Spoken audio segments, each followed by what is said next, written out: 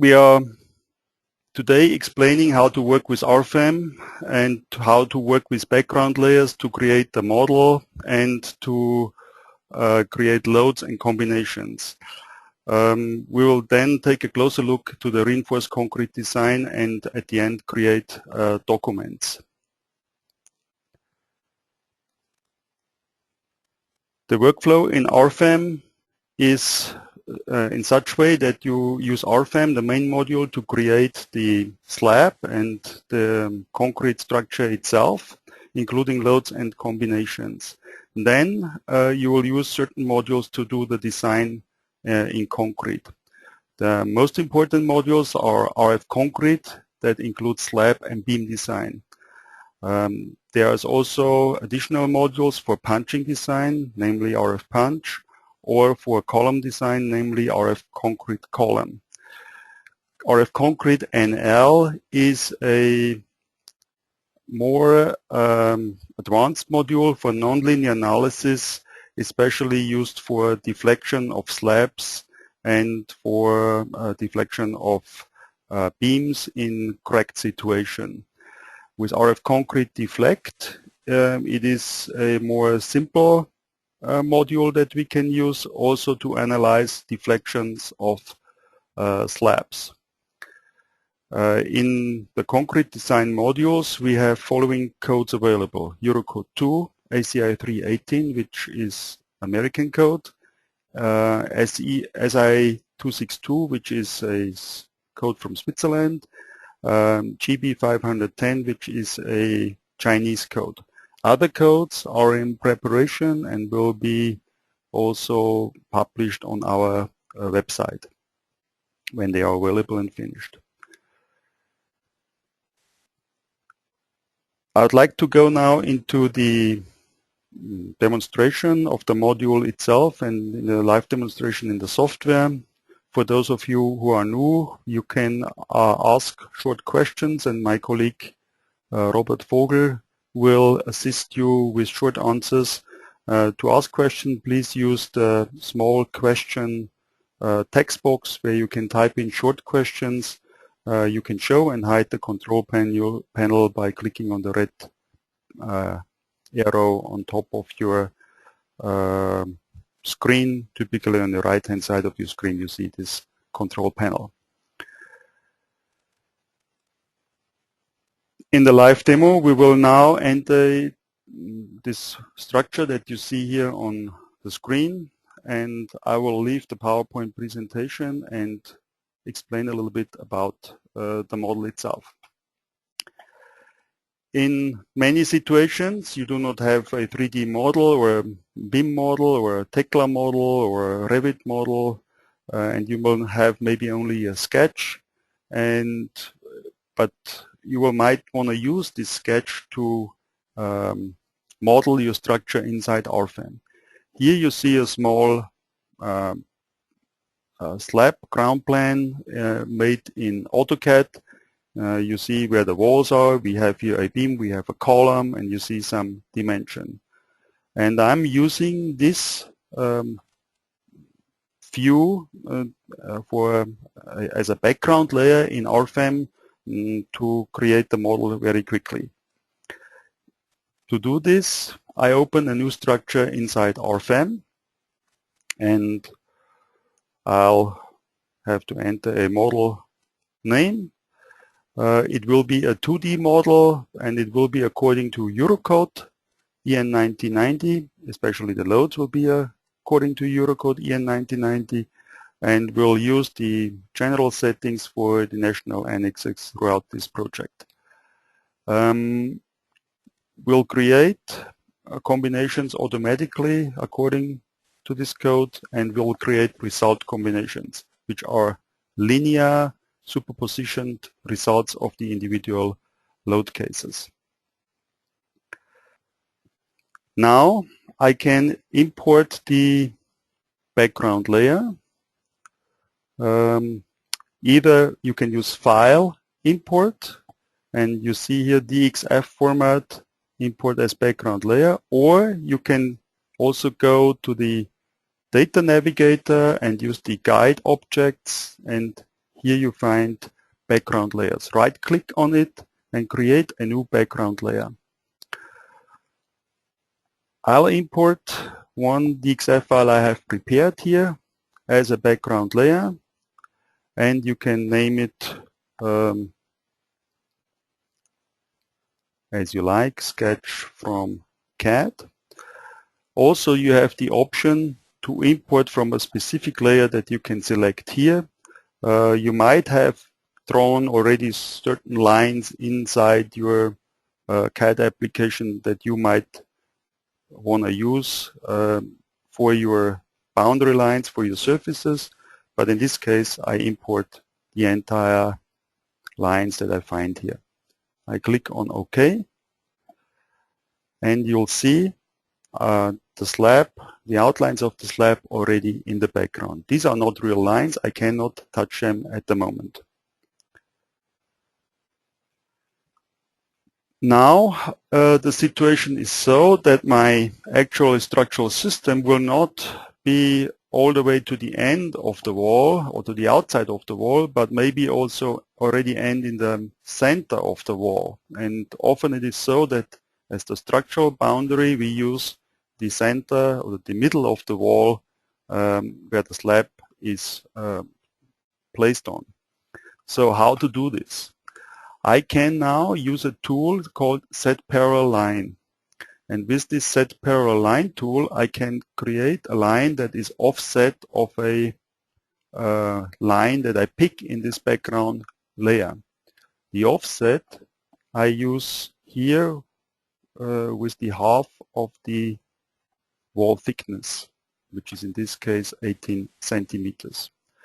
And now I can start clicking on the line, and you see in the center of this wall a line is created.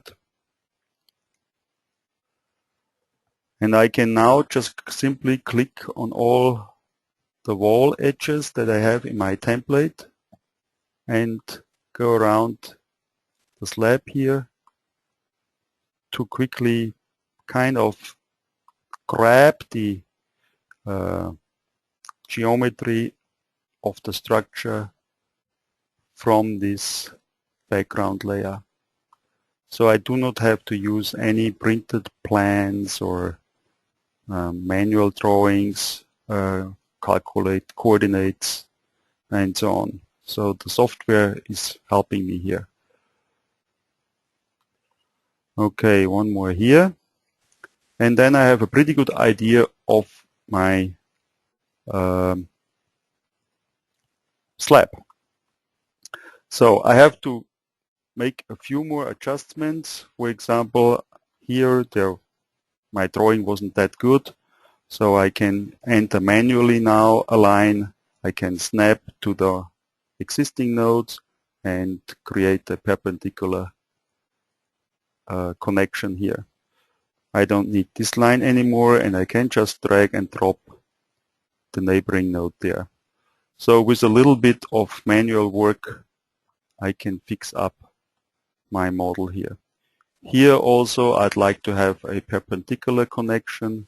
I just drag and drop it to the next line and fix my holes here. Okay, here maybe there is a node that I don't like to have. I can delete this node and merge the joined lines or members. So out of the two lines, one line is formed. Here again, I'll fix the little problems. This node I need, this node I need. Here it is all. There's a slight inaccuracy which is often happening when you work with DXF files. So we can fix this very rapidly with the tools that RFEM provide. Okay. Here we need a little bit. And one more situation here. And we're almost done. Again, here there is some inconsistency.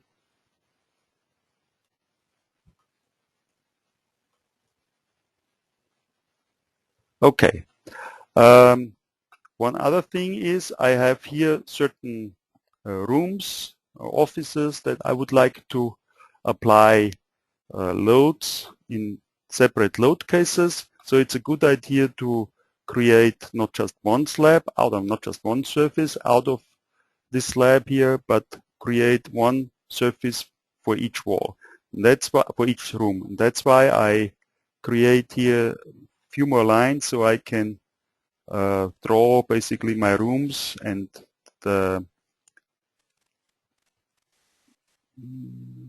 maybe I do it the other way. Hang on. So I have the correct boundary lines for the surfaces. Okay. Okay. Here we go. So once we are done, I can maybe delete this one node here. Once we are done, we can hide our background layer. And we can just either delete it, or we do not have to delete it. We can go to the display tree and just hide it. There's guide objects as well, and we just hide the background layers. Okay. Next, we'll have to enter the surfaces itself. So I select the boundary lines. I have here already in this model a couple of materials. I use them, concrete C37. Of course, I can always pick something from the library that comes with the software. The thickness should be 300 millimeters and it's a standard surface type. I'll click on the boundary lines and quickly enter my surfaces one by one. And each surface represents one room that I might want to use later. Okay. Okay. Here we go. And we are done with the surfaces. Next, we'll enter quickly the linear supports from the walls. Okay. I can either enter a rigid linear or hinged linear support, or as a specialty in RFEM, I can use a so-called elastic support via wall. This tool automatically provides the stiffness of the wall, and for this I have to enter the dimensions of the wall. So the thickness is 360 millimeters, the height is 3 meters. The material of the wall I can pick here, for example, from masonry. RFEM has in its library also the option to create certain masonry wall types made from brick and composed with mortar and all the parameters that Eurocode uses. So it's quite well, a lot of parameters you have to use in Eurocode to get actually the correct material parameters for the masonry used to be in the wall. So from these parameters I can create then the modulus of elasticity, the shear modulus, and so on that I need for an analysis. I'll use a linear elastic material law for this, so I'm not using a nonlinear masonry material model. Okay, and I also can address the support condition of the wall on top and bottom, and I will choose the hinged support condition.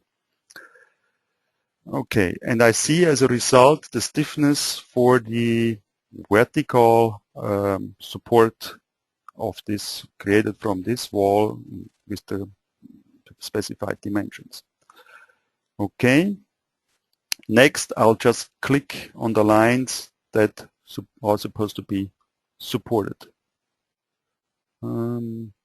This one maybe not, I can erase it later. Okay. Okay.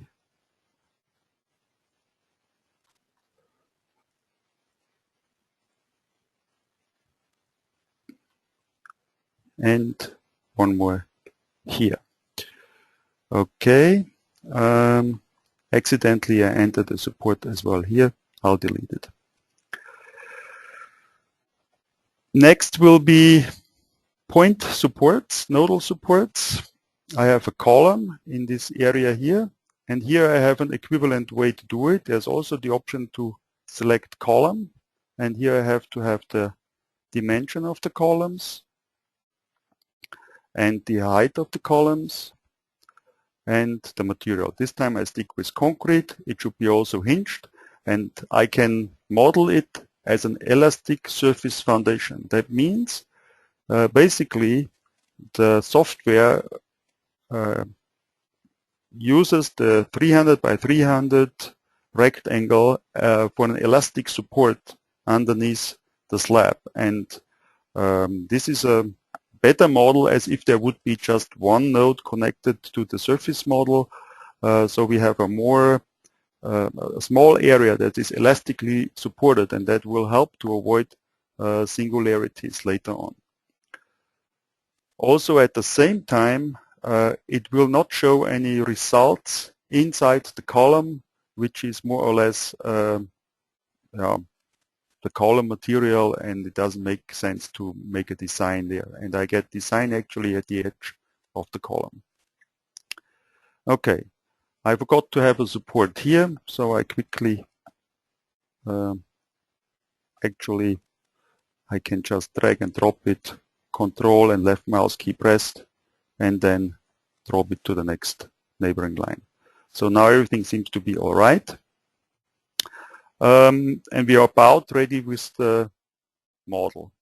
Finally, I need to here enter the beam that helps to support that wide span here of this surface. For this I select the lines. I'll enable or make a member available, and for this I need a cross section. I enter here rectangle 400 times 600 and made from concrete as well. And as a specialty here, I'll create a so-called rib. A rib will place the cross section, the rectangle, below the surface, and I can control it here with these radio buttons. Now the position will be on the plus C side of the surface, and at the end I will get internal forces from this beam composed of the part of the surface and the beam itself, the rectangle cross section below. And I have to specify the effective width of the part of the surface, and I can do this here with the effective width on both sides. So the software will then integrate the internal forces in the slab into a 1D member internal forces together with the beam, the eccentric beam that is located below the slab. We will see the forces then later as beam forces. And we will also design this T-shape in the member design of RF concrete members. I can also take control of the rigidity, stiffness of this part, of this beam part below the surface, because in cracked situation, the torsional stiffness of the beams are reduced pretty much. Often in standard practice it is so that you reduce the stiffness of this beam when you analyze the internal forces. I'll leave it here for 100%, but I just wanted to let you know that you have this option. By clicking on OK, we'll see the eccentric beam here below the surface. Okay, this is the model, and now we can maybe already start with my documentation for this slab. First of all, I'd like to show the numbering of the lines and of the surfaces, because those will then also show up in the tabular output of the printout report. And I'll print this picture to the printout report. This should be maybe 50% of a page. And I'll click on OK. And the printout report template I'm going to use will be from one that I prepared before, RF Concrete 2D. We see a short preview of the printout report with all the tabular input and the picture that we just printed. So everything that I entered now is here already in a tabular format, and it's documented for checking later on. You can maybe zoom it to 2 pages, which gives a very compact view of the printout report. Okay, once it's created, I close it again and I save it. Next, we'll have to deal with the loads and load combinations. I can do this either here, create new load case, or I can do this in the tables. And in the tables, it's maybe more simple because I can just work like in the spreadsheet type, and it's quite quick. First load case is self-weight. Second load case is some live load, and it has action category in post office area. And it will always remember the last input, so what I have to do now is just enter quickly the other 8 load. We have 7 surfaces, 8 load cases in total. Okay, after this, I have the next table, which will sum up all the load cases in so-called actions, and I can select which design situations I would like to work with. For this example, I will use the ultimate limit design situation and the serviceability design situation, which is the quasi-permanent combination in Eurocode. After that, I get action combinations. Load combinations will stay empty because we work with result combinations, which are combinations that overlap linearly analyzed results. And at the end, we will mostly work with the result combination 5 and 6, which will include the envelope of all the design situations and serviceability situations. Note that we will use in the design situation additional partial safety factors, 1.35 and 1.5 for the office area.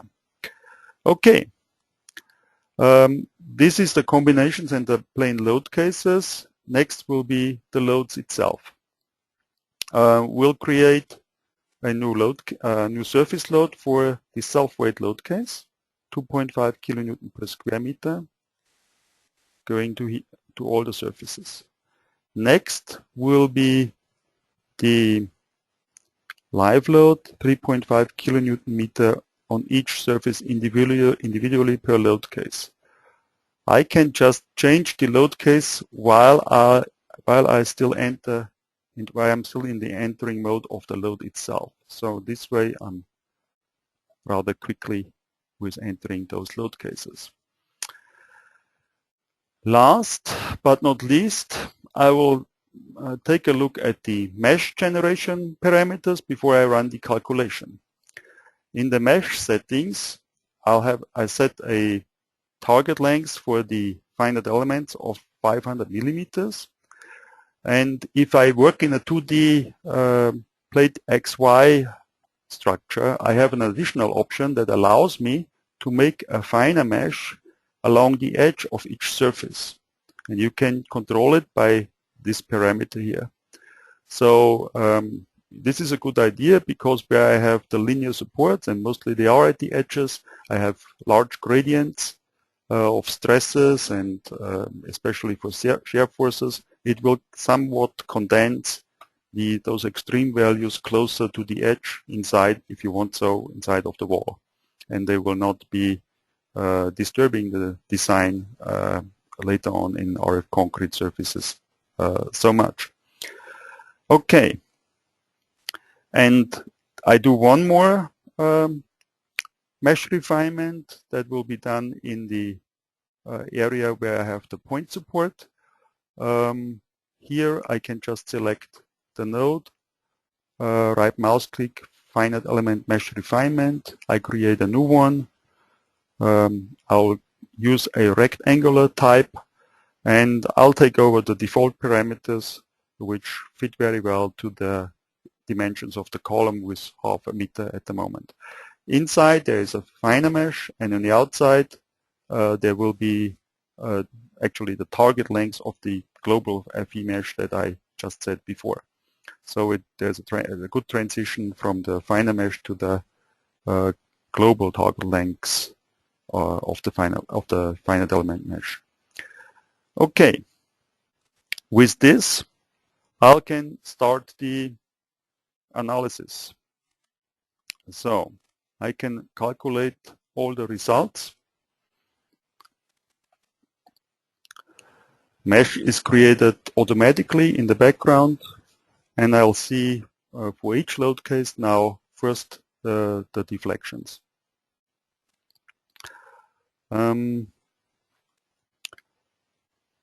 I can also view the internal forces, maybe in the top view. I can now also control, like if I want to see the finite element mesh or not, if I want to see my supports or not. I can maybe hide the support lines because I don't want to see them now. I'd like to see the results. Okay, this picture now is good for documentation. I need my internal forces to put into the document. So how to do this? I have here the panel that indicates the magnitude of the forces, and how to do that. I can print and use the mass print option. In the mass print option, I scale it to 50%. In the mass print option, I have the option to control the results of maybe selected load cases. Maybe I only want to see my final results, the ultimate limit and the quasi-permanent results in the envelope. And I click OK, and I want to see MX, MY, MXY, the shear forces, everything I want to have in this in the protocol. On OK, I'll then check show printout report on OK. I disable it because I don't want to always open the printout report. I just will drop it in my final printout report. And I click OK, and RFEM then dumps it into the final printout report.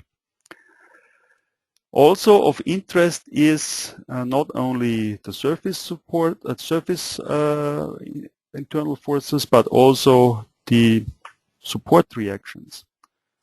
I enable them here, and you see that you can't see them because they are drawn below in direction C.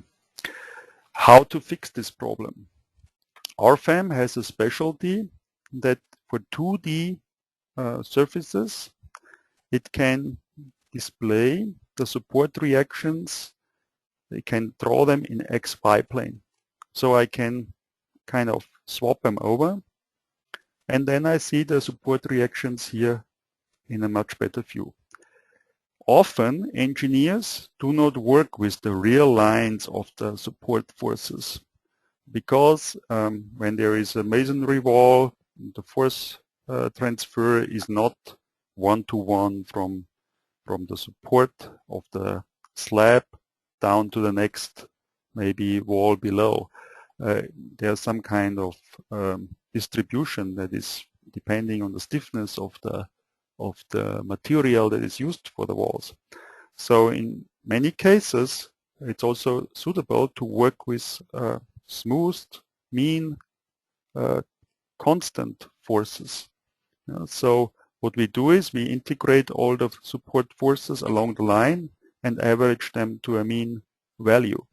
So this is a good way that how you can maybe use those this information also for a load on the next story that you have maybe below. So this type of picture I would like to print also in the printout report. So I use again the mass print option. I'll click on detail setting, results, and this time I'm enabling the support reactions and local PC reactions, line supports, and also the nodal supports. Okay, I don't want to do it for all the results. I only want to do it for the individual load cases because when I keep on calculating with those forces, it's a good control, first of all, and second of all, I might have to apply different safety factors, so the result combinations really don't help me very much if I print them. Okay, all load cases, all images of all load cases are printed in this way. Okay, then next picture is maybe the member internal forces that I have to take a look at. If I look at my internal forces here, I can see here there are beam forces, bending moment, shear forces, torsional moments, and so on that come from the twist introduced by the slab. I can print also this result, but there is a other good way how to document it. It's in a so-called result diagram. And I can use this result diagram and print all my forces, maybe also including the deformation, into the printout report. And this time again I use the envelope. Maybe we stick with the bending moment and the shear force. Maybe we add the torsion. Okay, we print this to the printout report. I will use an entire page for this time. Okay.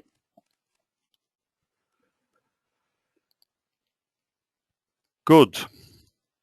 Now we have already done all the internal forces, support reaction, bending moments, beam results. Next, we'll go to the concrete design.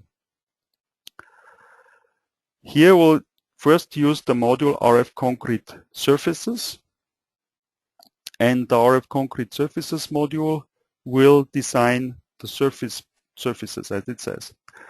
We'll use for the ultimate limit design the result combination 5, which includes all the envelope, all the results of all the individual combinations. We use Eurocode with the general settings of the Eurocodes, the standard setting of the Eurocodes. For serviceability limit state design, we use the quasi-permanent combination. We can check the materials, which are just taken over from RFEM. We'll see in the surface pane, we'll see a list of all the surfaces, and I have different options here to check. First, we need to check the stresses. This is part of the serviceability check. The stresses for the concrete that takes over the compression. Regarding the code, there are certain settings that limit the compressive stress, and you can just choose them. Everything is set up by default, so in general you wouldn't have to change anything. Also, stresses have to be limited. For example, typically to 80% of the yield stress of the material. If you want to, you can set those settings individually for each surface. And the next thing is the crack width control, and here I have to define, first of all, what is the limiting crack width. It should be according to the exposure class, and in this case I have XC1, which will be resulting in 0.4 as a crack width, as allowable crack width. then the Eurocode knows 3 different options how to control crack width. One is by limiting the diameters, another one is by limiting the maximum spacing of the bars, and the third one is the direct analysis of the crack width, which is the most sophisticated, I would say, and therefore I'm just using this one option instead of doing the same check 3 times. If it is important, you can also analyze a minimum reinforcement for effects due to an internal restraint. In this case, we don't have this. This can have a significant amount of free bars as a consequence. But this slab can float free on the walls, so there is no restraint basically, and we can ignore it.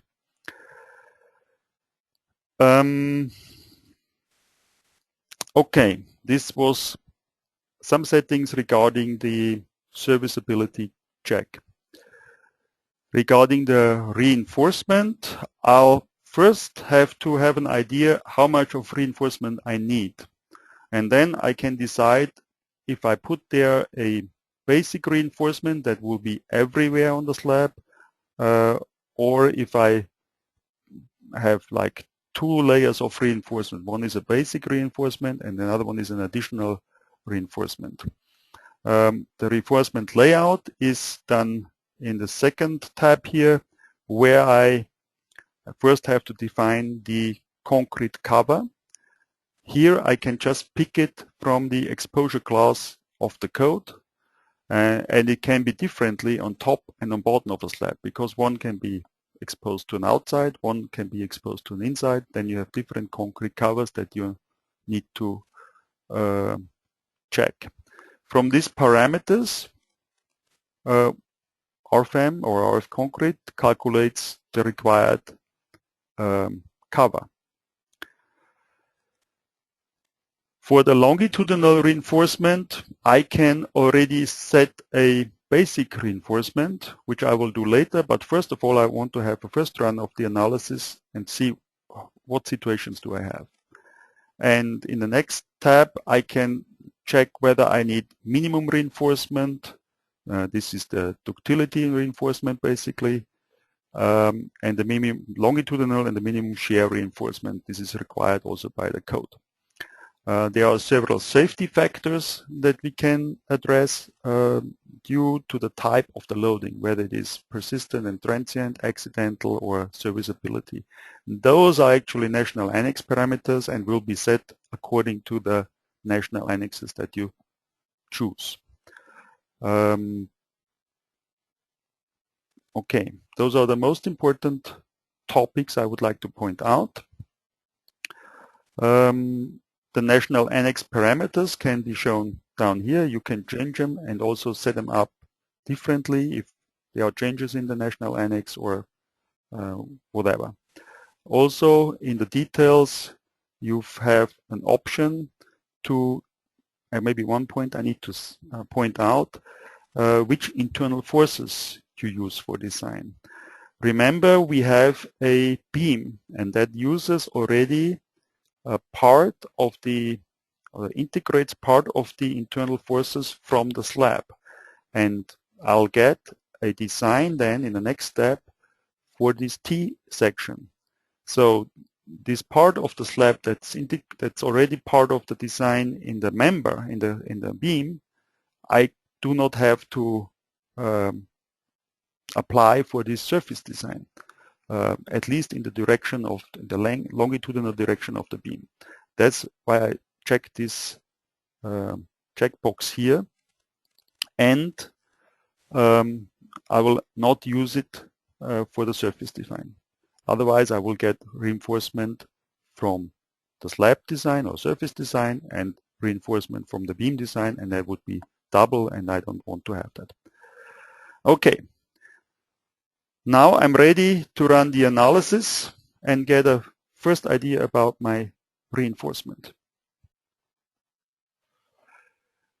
We have a required reinforcement of about 20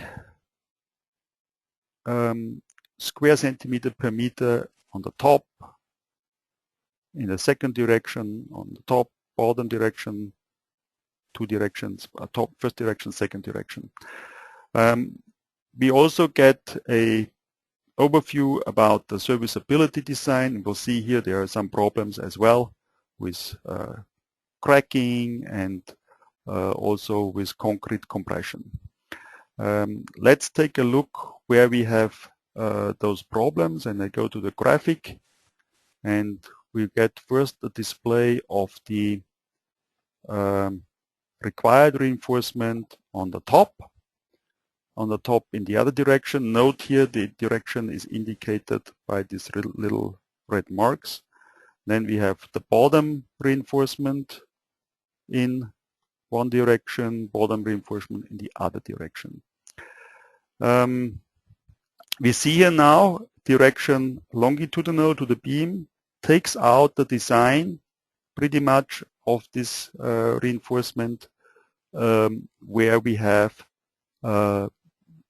defined the beam. So RFEM knows that there was 1.60 meters left and right of this beam, and this section will be part of the beam design. Okay, let's take a look of the content that we need of rebars. If you see like the blue and the greenish areas, we talk about 4.8, 4.08 square centimeters per meter. So if I would cover this with a basic reinforcement, I would have only a few spots where I would have to have additional reinforcement. For example, here. And if I look at the other direction, it would be, if I do here also 4, then it's greenish. All the green parts will be taken care of. So if I look at the top reinforcement, let's say 4 would be pretty much of the dark blue would be covered, only a few spots left. So I'm trying now to add a additional reinforcement or the basic reinforcement on the surface, on all the surfaces. Go to the reinforcement layout and longitudinal reinforcement, I'm sorry, and here I can enter an existing provided reinforcement. Here either I pick a diameter and a distance, and I'll get the content of reinforcement shown below. For example, I can use a 10 millimeter bar every 200 millimeters. It will be about almost 4 square centimeters per meter of reinforcement. Or I can use wire fabric that I can buy maybe cheaper, or it's easier to mount, and I can use some quadratic wire mesh for top and bottom. And this I'll use already for my design. It will play an important role for the serviceability check as well, because the diameter plays a role here, and I have already an existing reinforcement there. Okay, I run the analysis again, and now I have different options to display my results. First of all, I have here a little bit less, well, required is the same, but I have here additional required and required, so there's the difference here. This is the basis reinforcement. I can look at these results also by surface or by point and so on. If I want to, I also can look into the design details. So for every mesh point, I get an enormous amount of detailed results that I can use to check my analysis if it is correct. So if there is one question, one doubt about the result, I can go there and I get all the results, I get all the details. So for every point on the, for every mesh point on the structure, I can, or for every grid point actually, I can get those internal details. And we have a very powerful way to really see what the software is doing internally. Okay, and the same is also here for serviceability design, and I see here, okay, with the crack width we are fine. there's only a small problem left with the compressive strengths, and if I click on here, I see it's here where I have a punching problem actually at the end, and I will have to do something anyway with it, but maybe I can just neglect this part here for now. When I go to the graphics, I have now additional options. I can show first of all the required reinforcement, what we've seen before, but now I can also say I want to see the required additional reinforcement. So it shows me the difference of what I have provided by a basic reinforcement and what I have to add additionally. So here, this is for the top, so there's pretty much nothing, just at this point we have to think about doing something, and here we'll do a punching check later on. And on the bottom here I have maybe in this area I need to have extra reinforcement. Here is a small area, but there's only about 1.292. Maybe if I add a little bit more on the basic reinforcement, after all I have not to do anything here anymore. And the same thing is in the other direction. When I take a look at the serviceability, I can check my concrete compressive strength,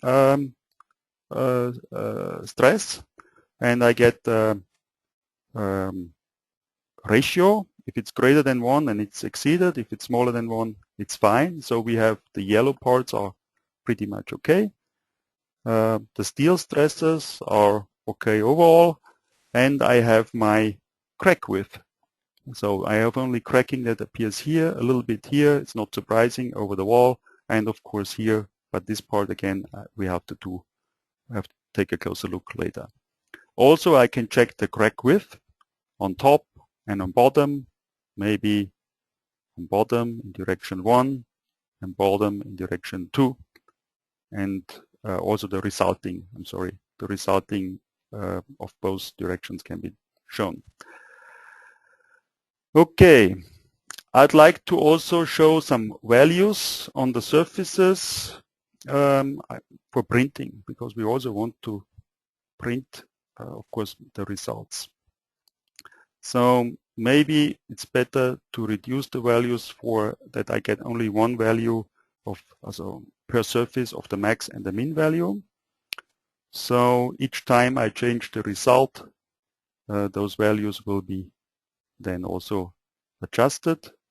I go to the reinforcement, maybe the required reinforcement, you get a nice view, also including some values, which reinforcement you have there. Okay, those pictures I'd like to print again. So we'll print this picture. We use the mass print option. We'll use again 50% of page size. And also for the concrete module I have the mass print option that I show all the results, all the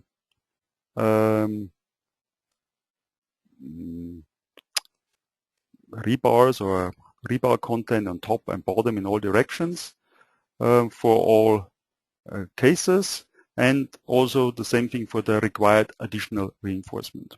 So all in all it should be something like 8 graphs.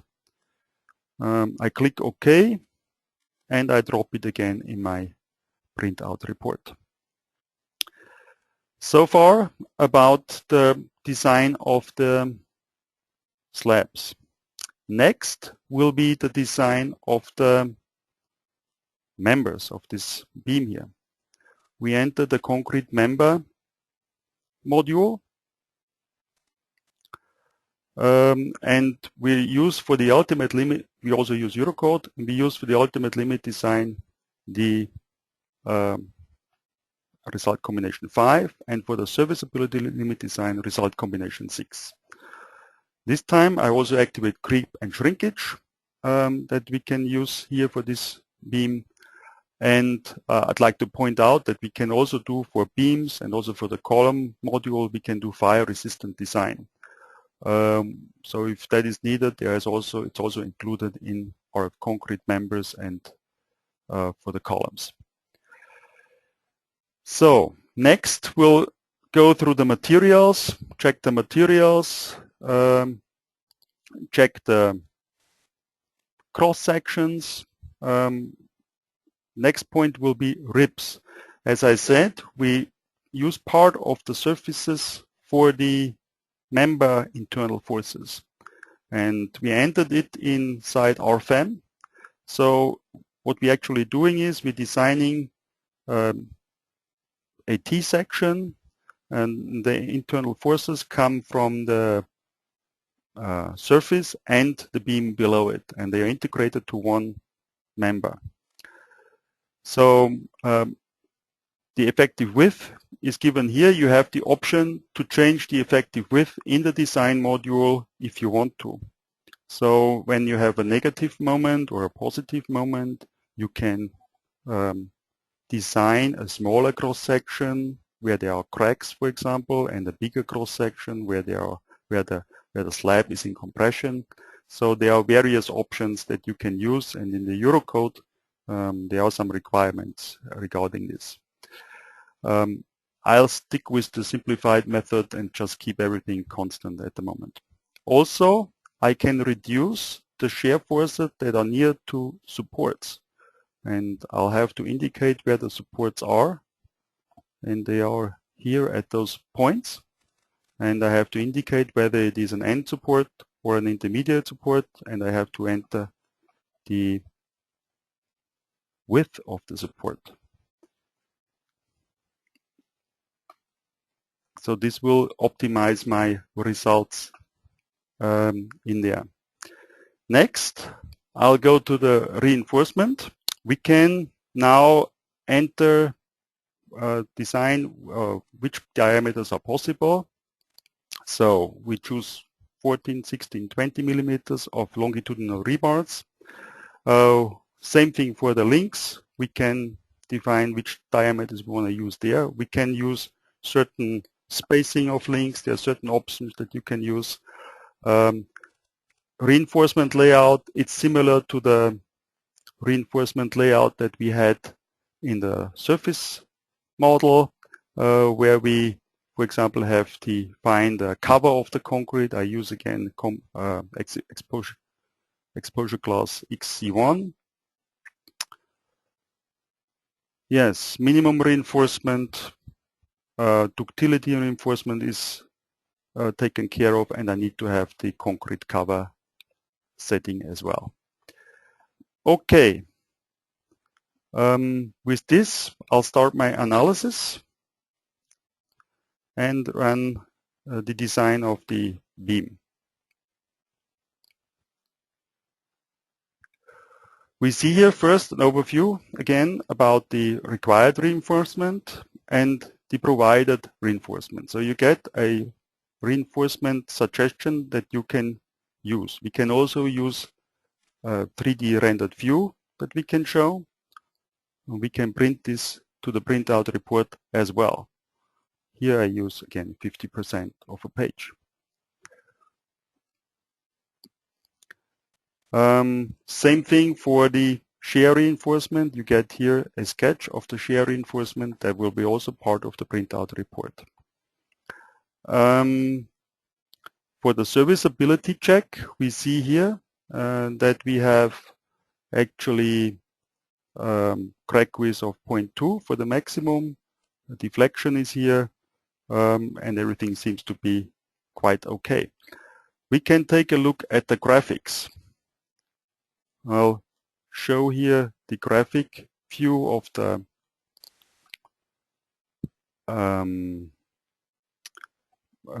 beam, and we see here the top and the bottom reinforcement. As well, we can show the provided top and bottom reinforcement. So we see the software provided more as required, so we're on the safe side. If you want to, you can subdivide those members and make it more individual along the beam. Yeah, I can print also this picture to the printout report. Printout report, 50%, okay, as screen view, and we'll print it. Also, I can show my serviceability checks. You can see the compressive stress for the concrete, for the steel, the tension stress, and I can show also my, maybe I take 2 pictures, print this, okay, and then I print another one with the crack, location of the cracks and the deflection, and print this as well. Okay, this is the design of the concrete members. After all, we can now maybe take a look at our printout report, and I'll just make a quick save in between, and then see how the printout report looks like. I have the printout report here in the data navigator, and with double clicking on it I can open it. And we should see some more data as before.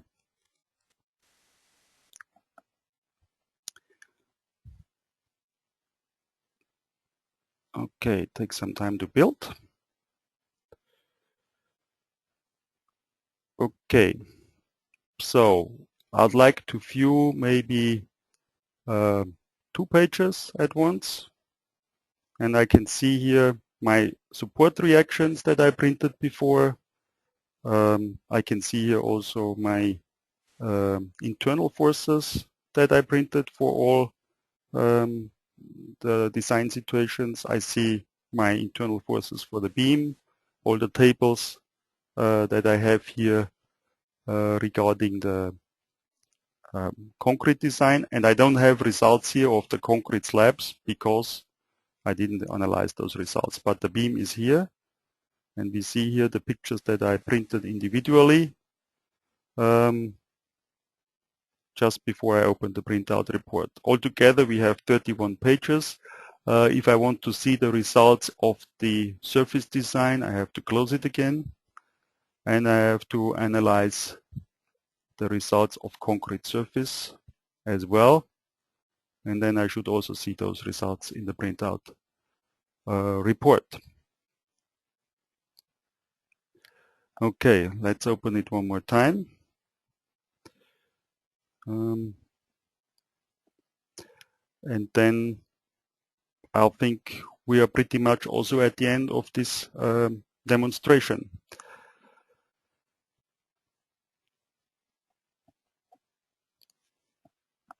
So now let's see if we can see all the other results of the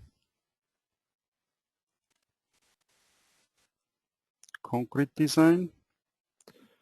RF concrete, here we go. Takes some time. It loads the results while we are navigating, and here we see also the reinforcement and everything. It seems to be clear here again. Okay.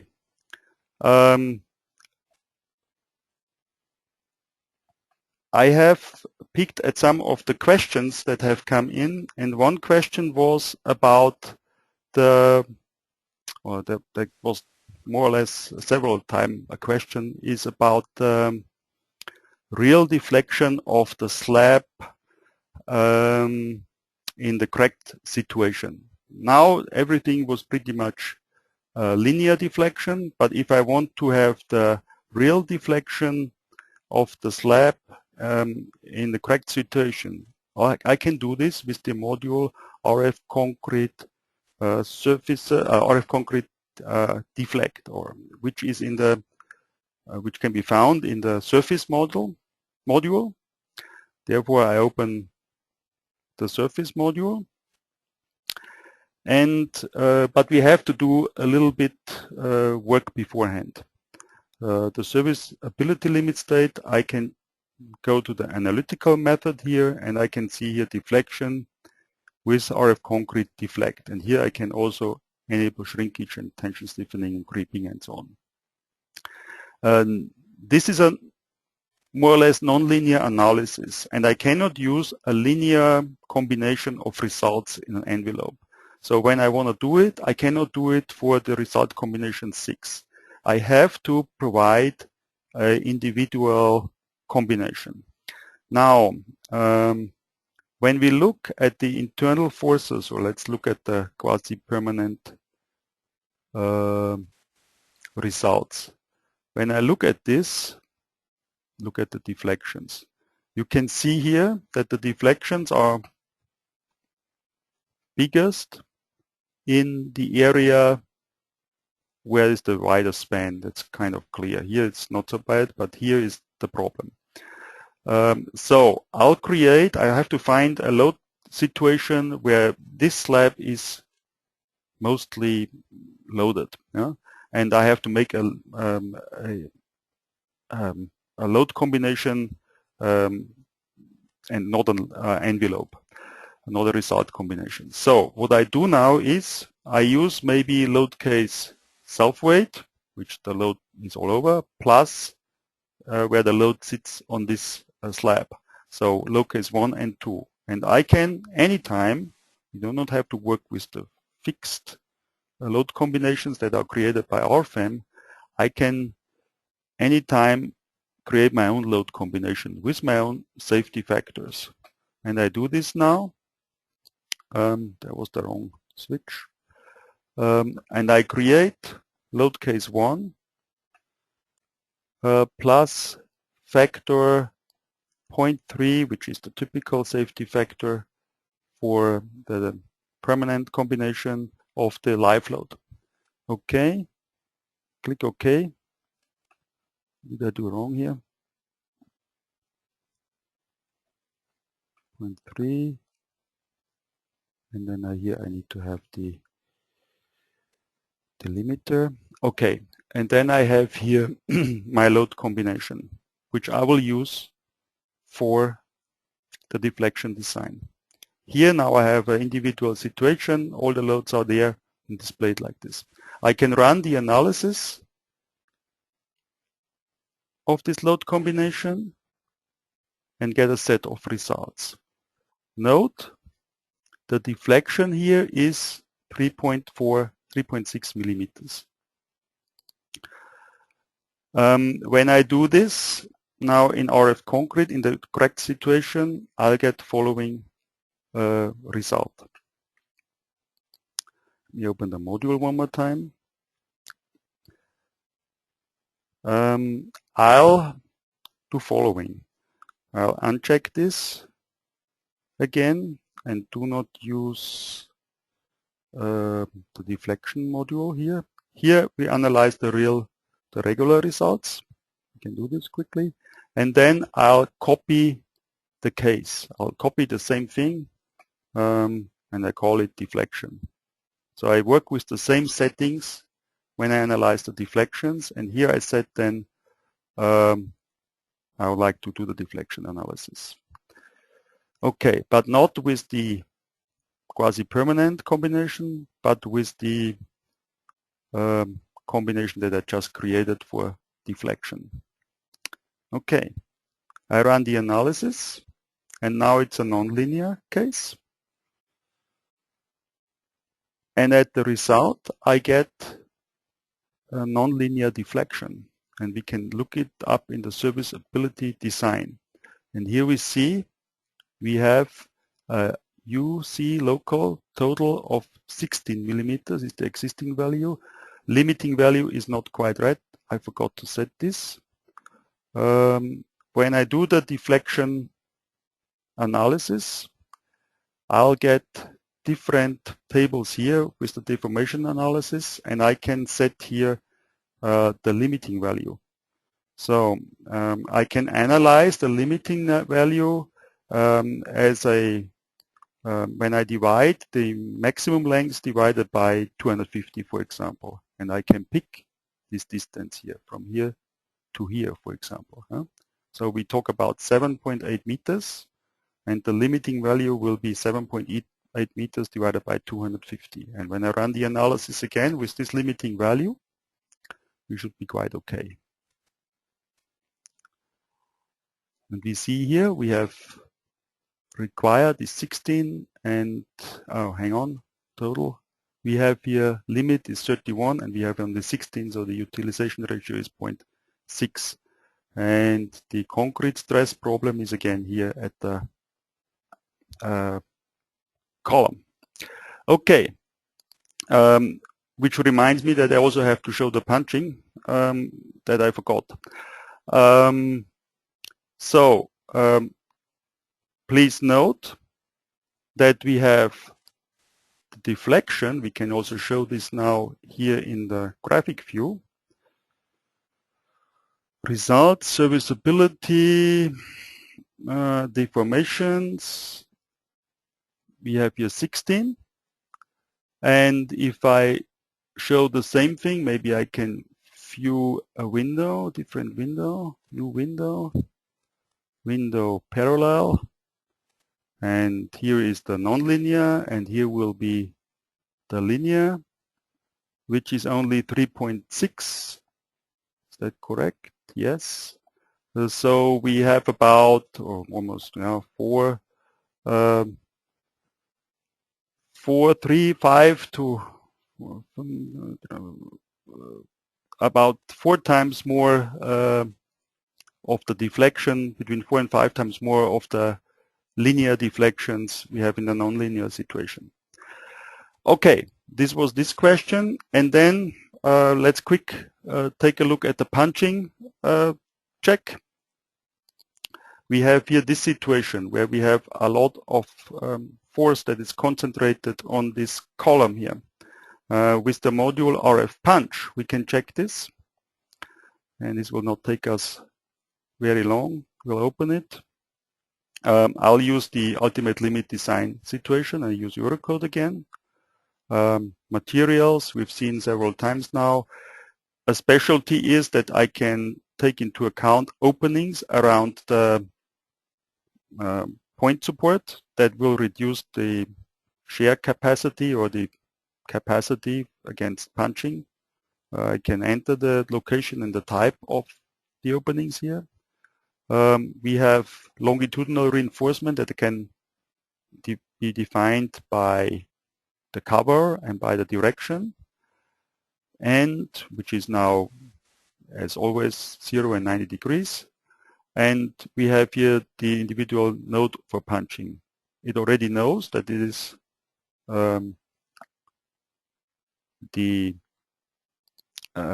it already knows the node where there's just one support, node number 6, which is also set up here. We know the surfaces that are connected to this node, and I can put here the dimensions of the column.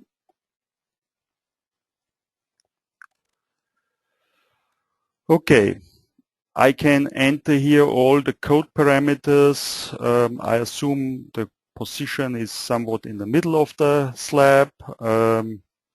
The shear reinforcement should be designed, if so, vertical. I want to get the reinforcement should be laid out. So it will now create a reinforcement first in longitudinal directions, and if I can provide enough reinforcement that punching is not a problem, it will not introduce any shear reinforcement. Okay, and with this I run the analysis, and I get here a design criterion of 1. And if I look at the details, I have effective, what is it? Where is my reinforcement content?